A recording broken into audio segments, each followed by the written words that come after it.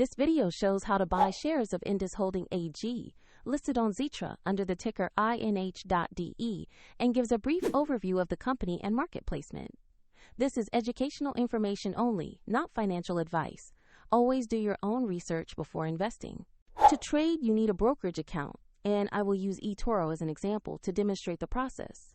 After registering, you will need to verify your account, usually with an identity document, and add funds to your account before you can buy. Use the platform search bar and enter the ticker INH.DE to find the stock. Select the result that corresponds to Indus Holding AG on Xetra to open the asset page. On the stock page, you will see basic company information and a price chart for Indus Holding AG.